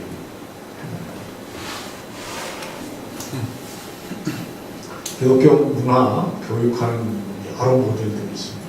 이건 정말 생각할 것이 많으세요. 첫 번째가 이 생크림 케이크 모델이라는 거예요. 생크림 케이크 이렇게 생겼잖아요. 이게 이제 기독교적인 교육을 한다고 하는 첫 번째 모델인데 이 생크림 케이크는 전체 생크림은 아니죠. 이건 밀가루, 뭐 계란, 반죽이 들어 거기다가 생크림을 바르는 겁니다. 쳐바르는 겁니다. 이게 이제 우리가 기독교 교육을 이런 식으로 할 수 있습니다. 채플로 쳐바르고 기도로 쳐바르고 이렇게 할 수 있어요. 이게 좀 그렇지만 A라는 기독교 대학 가면 이 쳐받는 수준이에요. 그리고 되게 그 쳐받는 걸 통해서 안 믿는 애들에게 더 안 믿게 만듭니다.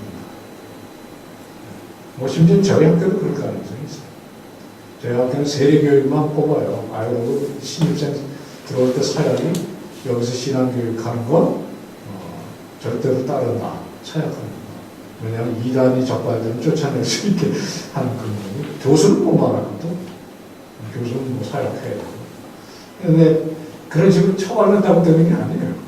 알맹이가 변해야지. 그리고 이게 이렇게 처벌해놓고 겉에 보면 이게 생크림 케이크라고 기분 좋아할 수는 있죠. 그건 스스로 속는 겁니다. 두 번째 모델이 건포도 케이크 모델이라는데 건포도 케이크 보시면 가끔씩 하나 들었잖아요. 기도도 있고 말이죠. 채플도 있고. 제가 신인교육 말하는 게 아니고 인사교육으로 교수님도 엄청 평가도 하거든요. 그래서 우리 테니어 정년 보장 교수 심사를 할 때 자기가 대표작으로 쓴 저술을 갖고다가 내요. 그러면 이제 그 앉아서 이게 얼마나 오늘 이제 얘기하려는 게 이 사람이 예를 들어 뭐 사회복지학을 한다고 합시다. 얼마나 이 사회복지학을 기독교적인 관점에서 연구를 해왔는가. 그 연구하기 그러면 수업 시간에 나갈 거 아니에요.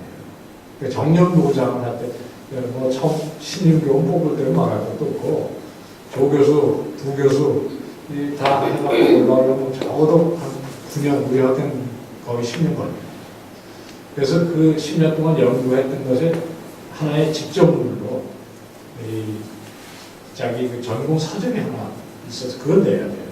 그럼 이제 그 놈을 앉아서 읽고 이게 이제 얼마나 이 사람이 소위 자기 신앙과 자기의 그 학문을 잘 이렇게 그걸 조금 있다가 다시 들으면서 통합시켜왔냐, 인테그레이션 해왔냐. 그걸 이제 그래서 faith and learning 아니면 faith and education integrating faith and teaching 이걸 하고 있느냐를 보는 건데 어떤 책은 완전 생크림이에요. 첫 장은 맨 마지막 장만 기독교입니다. 첫 장 딱 보면 하나님의 영광을 위해서 이걸 썼다. 이렇게. 그리고 아무것도 없을 거 아니에요.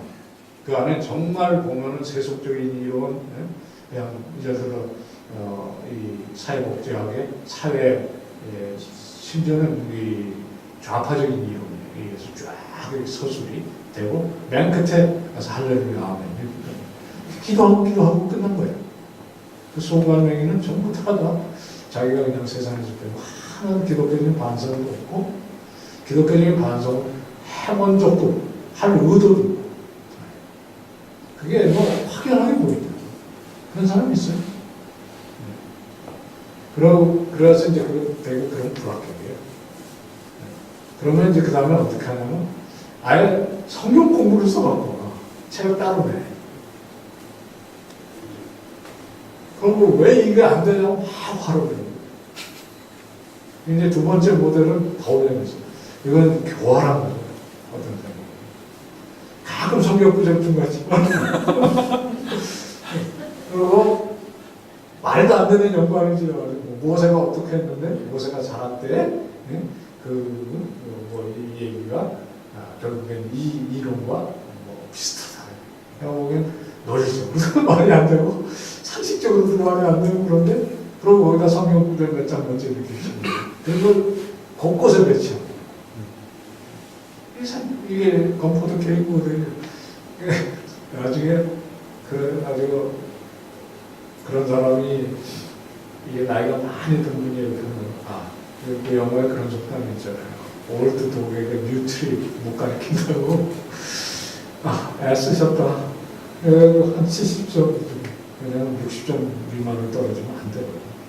저는 굉장히 좀 사람이 그런 건 물론 터진 편이에요. 안 되고 그냥 70점 줘요. 80점 되는 건 양심이 허락이 안 되고. 그래가지고 통과되기도 하고 뭐 이렇게 하는데, 내가 이 고민을 미국에서 칼빈 칼리지에 이 똑같은 일을 하는 교수하고, 그분이 여성이에요. 수잔 펠치라는 사람이 영문학자입니다. 정말 뛰어나요. 정말 한 2시간 전화 통화하면 이게 죽겠단 말이에요. 그리고 또 이 세상은 이걸 갖다가 내가 이렇게 했으니 어떡하면 좋으냐, 당신 지혜가 있니? 이거 한 15년이야. 그랬더니 바로 돌아온다고 그러더니 You can never teach new trick to the old dog. 그런 사람들은 잊어버리고 너무 애쓰지 말고 신인 교원들에게 그 애들 좀 뒀으면 좋겠다. 답은 이거라는데, 바나나 케이크. 바나나 케이크 냄새도 분명히 바나나 나고 맛도 나고 이렇게 하지만 바나나가 따로 보이지는 않습니다.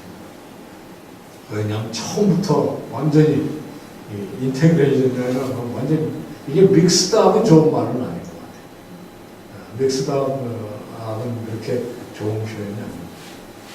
예를 들어 뭐 수학을 기독교적으로 가르친다고 맨날 성경의 성경책 3권을 성경책 2권 하고 그러면 몇 번이 되냐. 이게 기독교 교육은 아니에요. 아니 실제로 미국에 가면 크리스찬 스쿨에 수학책 그렇게 써있는 책들이 있어요. 그리고 되게 좋아해. 모든 얘기를 성경에서 끌어와야만 된다고 이렇게 생각하는 그런 사람들이 있대. 이거 여러분 안 믿겠지만 실제로 그런 학교가 있습니다. 근데 그게 아니고 정말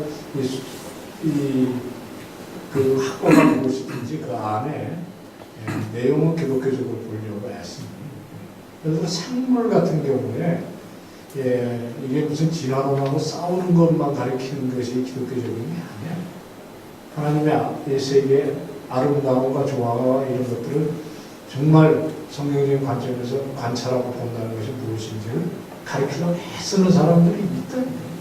그리고 그걸 숙제를 하게 하고 이렇게 하는데, 제가 오늘 잊어버리고 그 그림을 안 갖고 왔는데, 저희 딸이 제가 미국에 3년을 중간에 저희 학교에서 보내주는 그런 형식으로 미국 대학에 3년이 있었잖아요.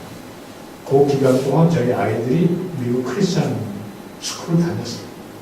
그런데 크리스찬 스쿨을 다니는데도 이렇게 보니까 미국에서도 크리스찬 스쿨의 그 지니스, 가장 좋은 그 시점은 어디냐고 보면 8학년이에요. 9, 10, 11, 12 여기는 이게 대학을 가는 준비를 해야 돼가지고 거기서 점점 미국도 그렇게 돼요. 근데 8학년, 9학년, 그러니까 중학교 3학년 졸업할 그때까지가 비교적 미국에서도 이 아카데믹 프레셔 이것들에 좀 적은 상태에서 기독교 교육에 본연을 할 수 있다. 그러니까 점점 더 밑에가 내가 보기에 더 중요해요. 그리고 걔들은 정말 이 kindergarten부터 시작해서 grade 12까지 쭉 이렇게 오거든요. 근데 거기서 아이들에게 제일 그 아름다운 그 기독교 교육의 이 절정이 어디냐면 중학교 졸업할 때 프로젝트를 합니다. 여기 찾으면 혹시 어디 있을 수도 있어요.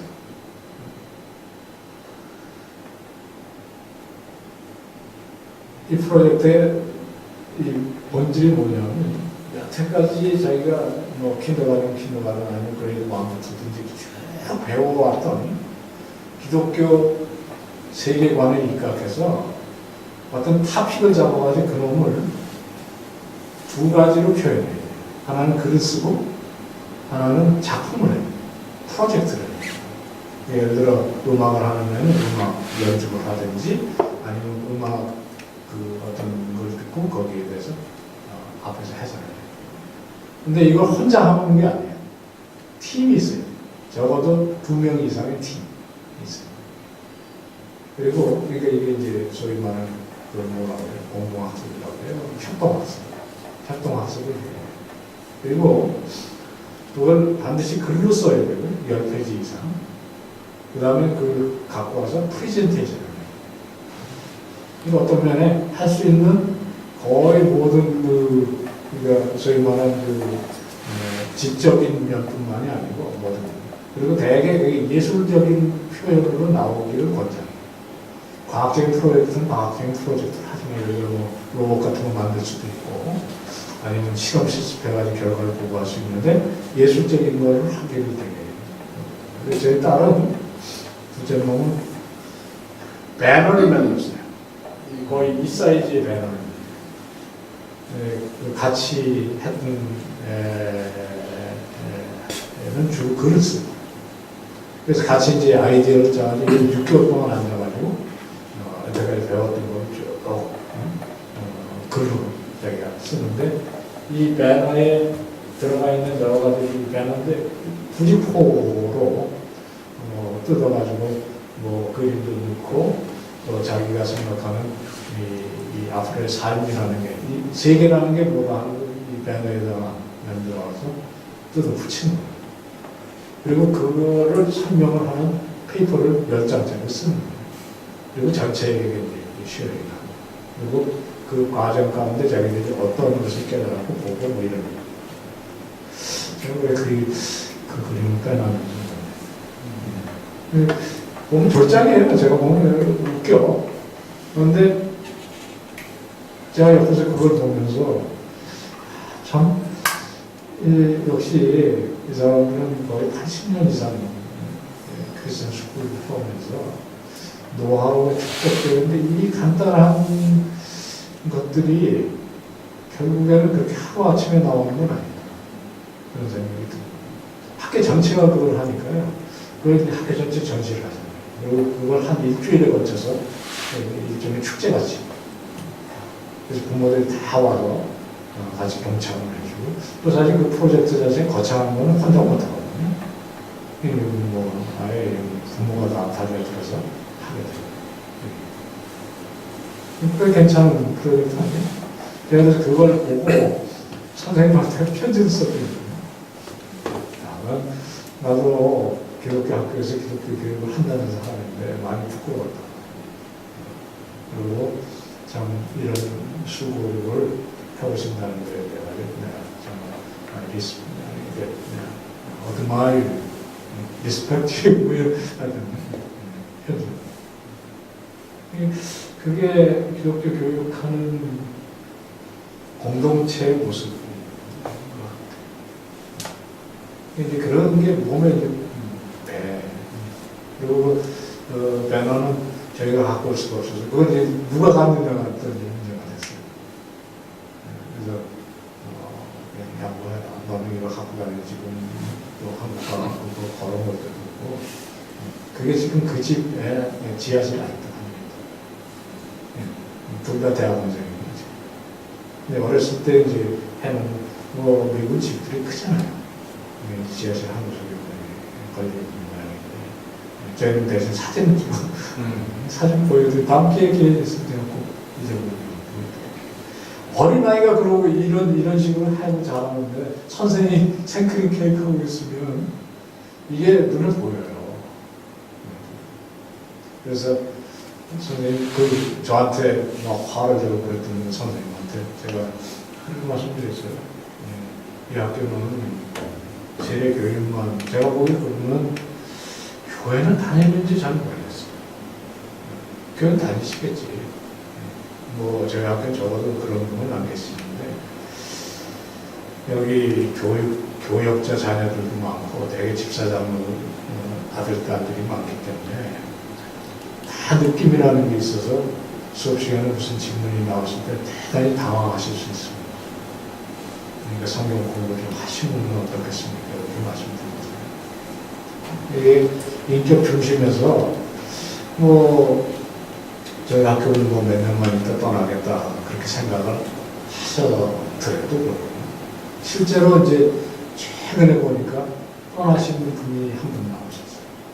뭐 대한민국에는 어느든지 대학에 들어가서 다른 학교 옮기기도 어렵고 그런데 캘빈 칼리지라고 미국에 이제 제 딸이 다녔던 학교예요. 선생님 다니고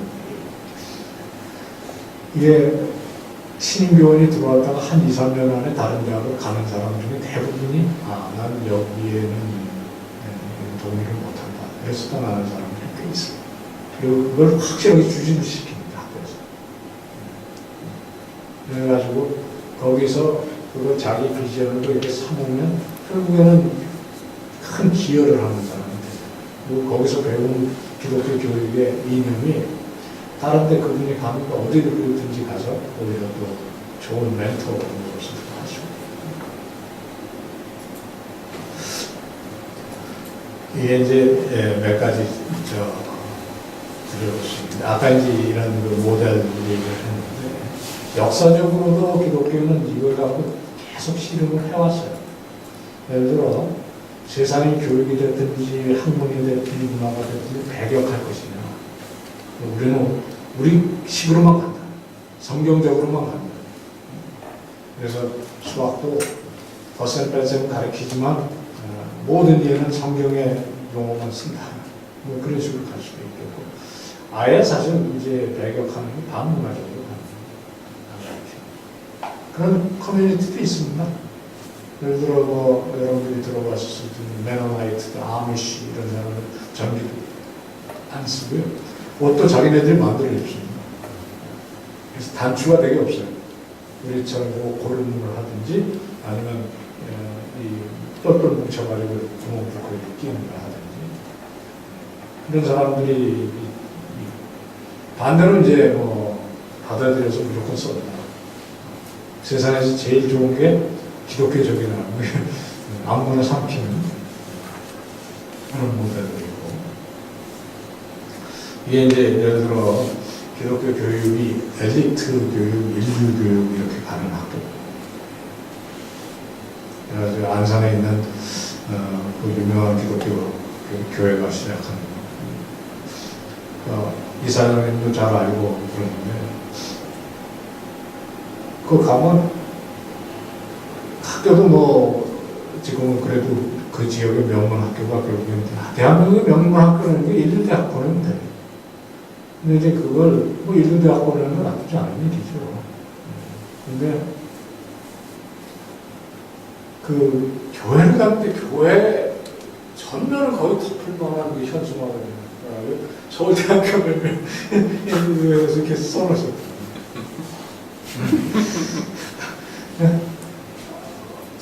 이게 교회 비전이 그러면 소위 민족사관고등학교하고 무슨 민족사관고등학교를 나온 사람을 좀 가깝게 하나 알 수 있는 기회가 됐어요. 그 서울대학에 파견 나와 있는 사회학한 친구가 찾아오겠다고 그래서 오시라고 해서 앉아갖고 얘기했는데 부인하고 같이 왔어요. 그러다 보니까 부인은 뭐 굉장히 젊어. 그래서 보니까 둘 다 이제 옥스퍼드에서 공부를 하는데 부인은 지금 하고 있네요. 교육학. 굉장히 나이도 어린데 어떻게 벌써 박사과정에 가 있냐 그러는데 그래서 공부를 혹시 그 영국에서 태어났냐 그러니까 아니래. 한국에서 태어나 한국에서 자랐대. 그 학원 어디서 다니까 옥스퍼드 나왔대요. 그래서 어떻게 한국에서 태어났는데 옥스퍼드가 고등학교 어디서 다니는 미국 사람 민사고를 나왔다. 드디어 내가 민사고 출신은 그냥 말로만 아니고 살아있는 사람 만나고 얘기를 많이 해보니까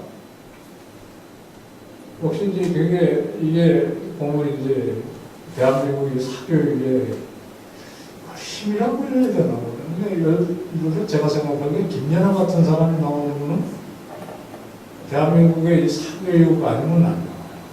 대한민국에서는 제가 보기에 그럴 것 같아요.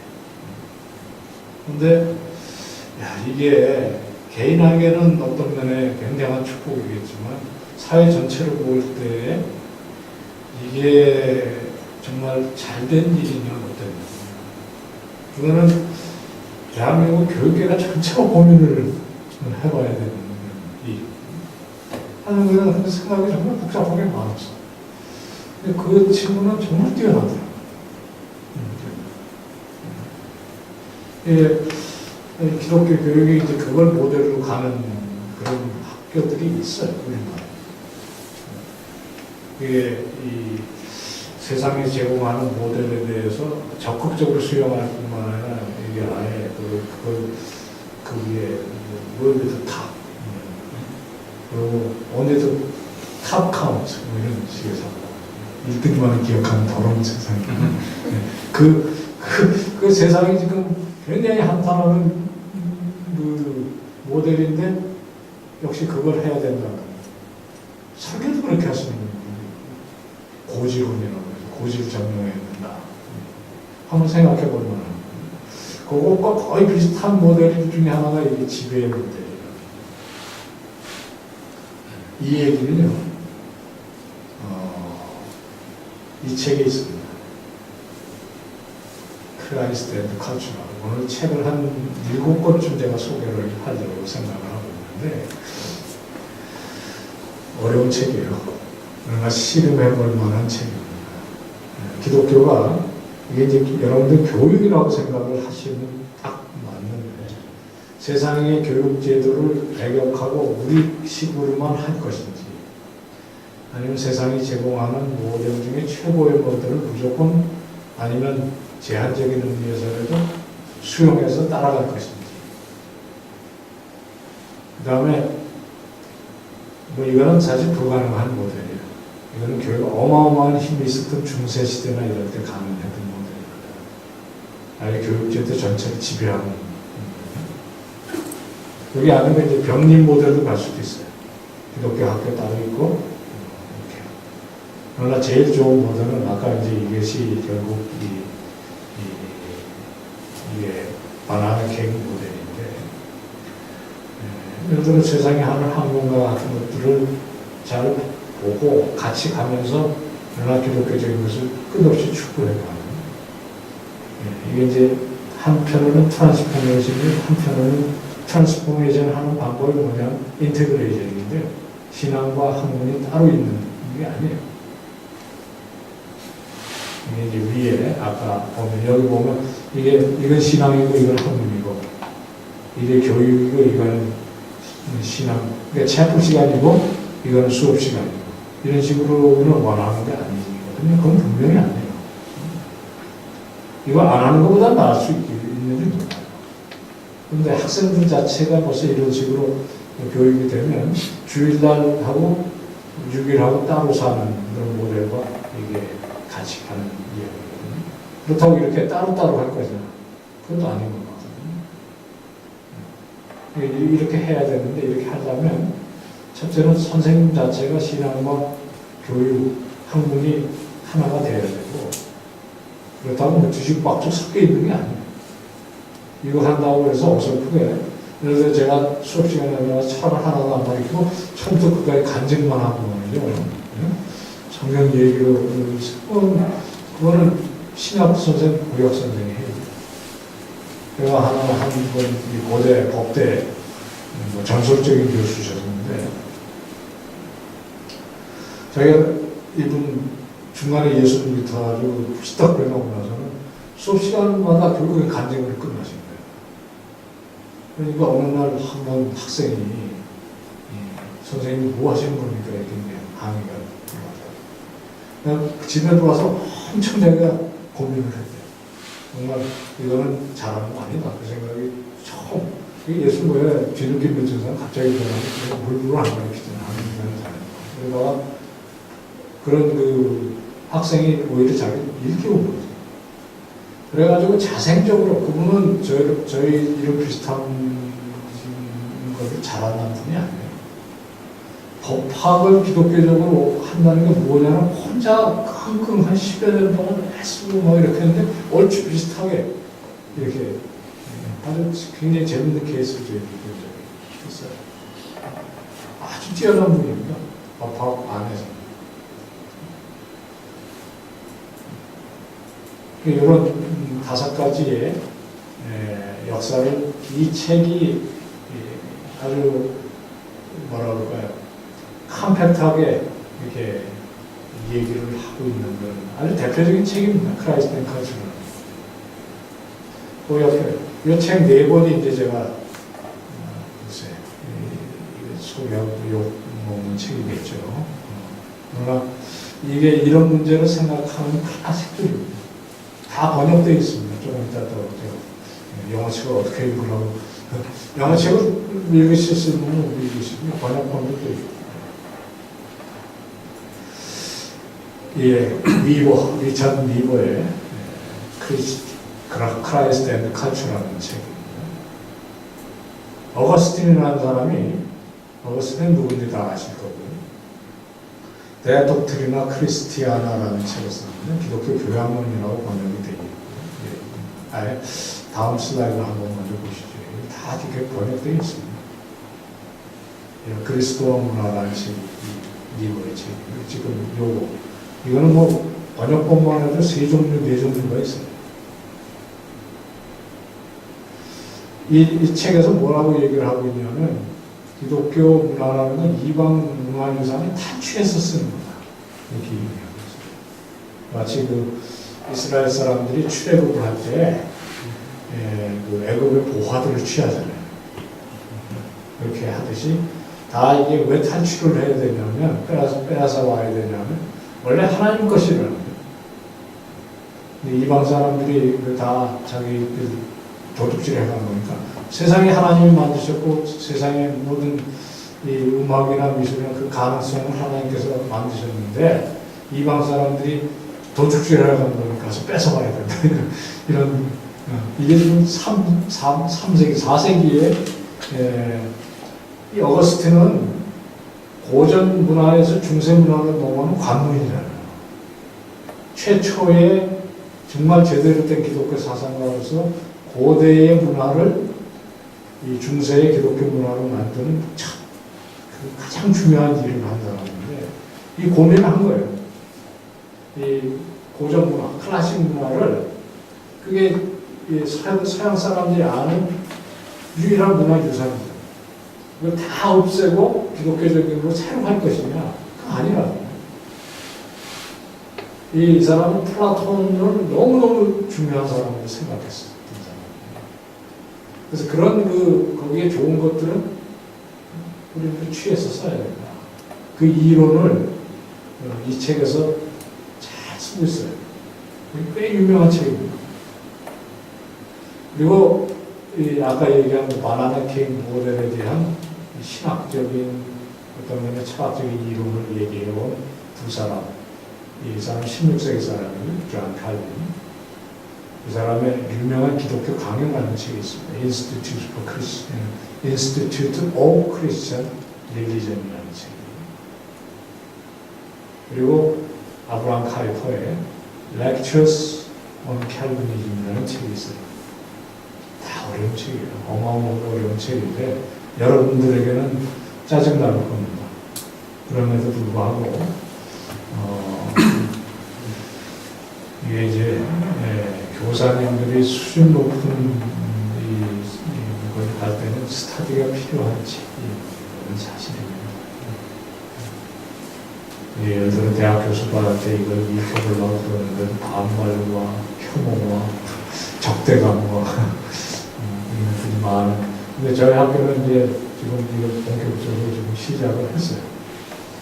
여러분들이 기도해 주십시오. 살아남으십니다. 이 얘기를 조금 내용을 이제 시간이 나는 대로 말씀드리겠습니다. 우선 그냥 써놨으니까 세 가지 말씀드리면 첫째는 참여가 필요해요. 이게 참여라는 게 뭐냐면 여러분들이 하고 있는 게 뭐 미술이면 미술, 사회는 사회, 그것들이 어떻게 여태까지 교육이 되어 있는지를 여러분들이 아셔야 돼요. 일반 교육에 파티스페이션이 필요해요. 그래서 예를 들어 사회과 교사님들은 일반 사회과 교사들이 하고 있는 그런 일들을 늘 숙지하고 이해하고 그런 모임에도 가셔야 돼요. 가서 새롭게 되는 일들에 대해서 배우시기도 하셔야 돼요. 직접이 아니면 간접적으로 꾸준히 이 트렌드에 파티스페이션 하는 게 필요하시죠. 그리고 이제 두 가지를 하셔야 되는데, 그 안에 비기독교적인 것이 무엇인지를 분별하셔야 돼요. 동시에 그것을 기독교적으로 만드는 것에 대한 분별도 있으시고, 이 분별은 항상 두 방향입니다. 그리고 세 번째는 이제 이노베이션이 필요한데, 이노베이션, 그걸 이 사람들은 뭐라고 하냐, 이너 레포메이션이라고 불러요. 그러니까 예를 들어 수학을 하는데, 산수를 하는데, 기독교적으로 하면 산수 안이 엉뚱한 게 되는 게 아니에요. 산수가 기독교적으로. 그래서 그걸 안에서 바꾼다. 그래서 그걸 이노베이션. 고스톱을 기독교적으로 바꿨는데, 재미가 없으면 그거 아니야. 재미가 있어야 돼요, 여전히. 묘미도 있고, 또 제가 보기에 고스톱에, 저는 고스톱 실제로 어떻게 치냐 한 번도 쳐본 적이 없어요. 근데 구경은 여러 번 했습니다. 제가 옛날에 정보통신위원회라는 데서 활동을 한 적이 있는데, 1년에 한 2번씩 정부에서 연수를 시켜줘요. 가서 보는데, 학생들 가지고 대학 총장님도 계시고, 눈에 불을 켜고 이거 치고 있어요. 근데 앞에서 할 수 없이 구경은 해봤는데, 재밌더라고요. 이게 고스톱이 이렇게 국민, 내셔널 하위가 된다는 이유가 있어요. 왜냐하면 굉장히 인생하고 비슷하더라고요. 이게 들어오면 패드 잘 들어가려고 그것만 갖고 안 되잖아요. 이게 옆에 사람 눈치도 잘 봐야 되고, 또 가끔 내가 원하지 않는 사고도 발생하고, 그 헤쳐나가기도 하고, 잘 나가다 보면 바가지 쓰기도 하고, 이게 정말 아니 머리도 잘 돌려야 되고, 옆에 있는 사람하고 잘 만나기도 해야 되고, 그런 기독교는 무슨 게임을 하면 그런 묘미가 있어야 돼요. 그러니까 그 성공 요인이 있고, 사람들에게 매력도 주고, 가르쳐 주는 것도 있고, 그런 것들이 무엇인지 파악을 해서 그걸 기독교적으로 더 잘할 수 있는 방법. C.S. 루이스가 하는 일이지 우리가 해야 되는 거 아니, 여러분들이 교실에서 여러분들이 하셔야 돼요. 저도 그거 지금 하는 중이에요.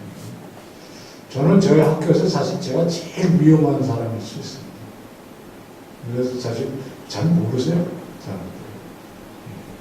내가 보기에는 우리 학교에서 학생들을 제일 위험하게 만들 수 있는 사람. 또 제가 잘못 가르쳐 보세요. 아마 신학교 한 반은 신학 안 하고 우리 세상은 실제로 저 때문에 신학교 그만두는 애도 꽤 있습니다. 그리고 평생 진로를 바꾸는 애들도 꽤 많아요. 그러니까 이게 그만큼 중요한 거거든요. 근데 그걸 기독교적으로 어떻게 가르치는가 하는 건 굉장히 중요합니다. 이 책들이고요. 이게 제일 어려운 책 중에 하나가 이 기독교 강의 만화도 있습니다. 원하는 대로 입맛대로 고르세요. 기독교 강의 버전이 이게 벌써 딱 보면 숨 막히는 버전도 있고.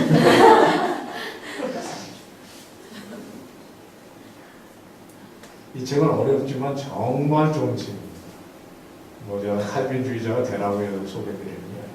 이 사람은 19세기에 어떤 상황에서 이 사역을 했던 사람이냐면,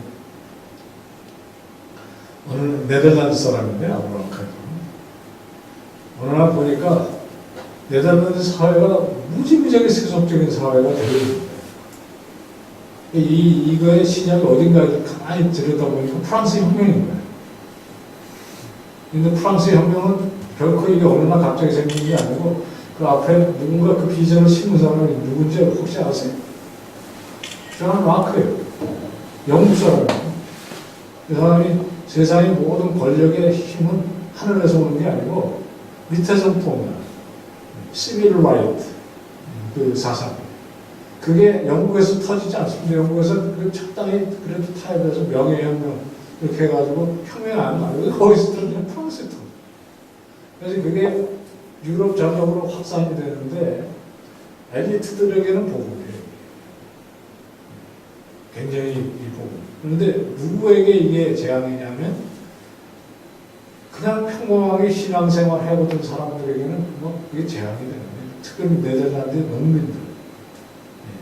이게요, 이 도시에서 어떤 면에 산업에 관계되어 있는 사람들 자유평등 방해력이 보급일 수 있습니다.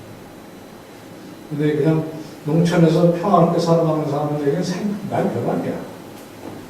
그래가지고 유럽 사회가 급격적으로 인본주의적으로 이렇게 바뀌어가는 데는 프랑스 혁명이 있다고 생각을 하는데 이걸 어떻게 막느냐 하는 방법이 없는 거예요. 그래서 이미 이거는 16세기, 17세기, 18세기 한 300년 동안 쌓여온 문화적인 전투 교육에서 실패한 결과고 여기서 유일하게 할 수 있는 방법은 막아오는 방법인데 어디서 막을 것이냐 학교밖에 없다 이렇게 생각이 듭니다. 학교. 그래서 기독교적으로 교육을 해야 되겠다는 운동이 일어나요. 19세기 말에. 네덜란드가 그거 제한적인 이 성공을 거둔 거예요. 이 기독교 학교 운동을 시작을 해서 1세대 운동에서 이 운동에 깨달은 거는 이런 대학 교육을 해갖고는 이거는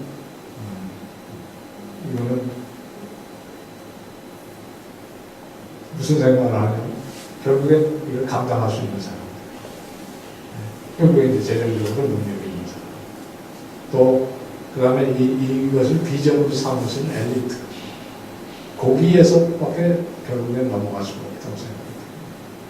근데 결국에 중요한 거는 교육의 기회도 확장을 해야 시켜야 되고 기독교 이념이야 모든 사람이 교육을 받을 수 있어야 하고 그리고 이 교육을 철저하게 기독교적으로 해야 하는데 그거는 소수의 엘리트들에게 필요한 게 아니라는 생각을 해요. 유일하게 그러면 그런 교육을 할 수 있는 방법이 뭐냐?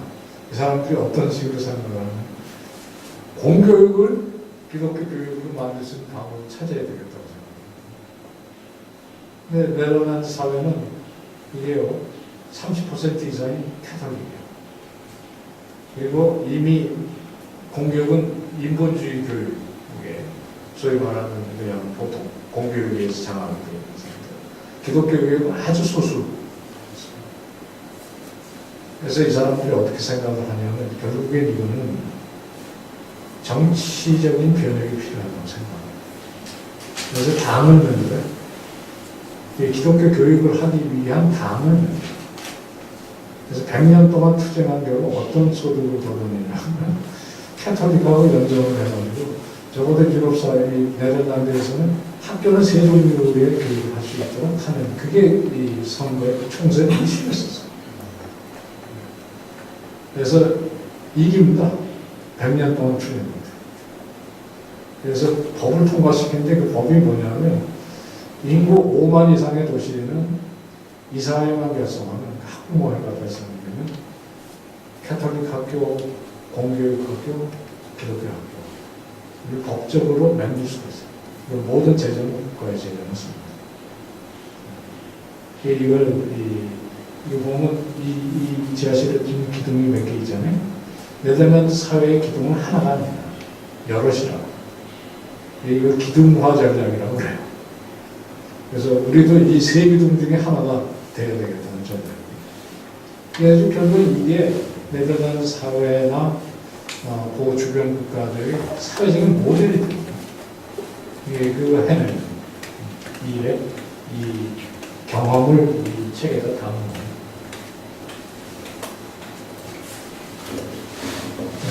여기까지만 하고 조금 이제 쉬면 11시 반에? 네, 11시 반. 대단들 하세요. 지금 1시간이 좀 2시간이 넘으면 와, 그만해야 되겠네. 네, 2시간이 넘었는데도 나중에 어떠세요? 그만하는 게 좋겠어요? 네, 쉬었다?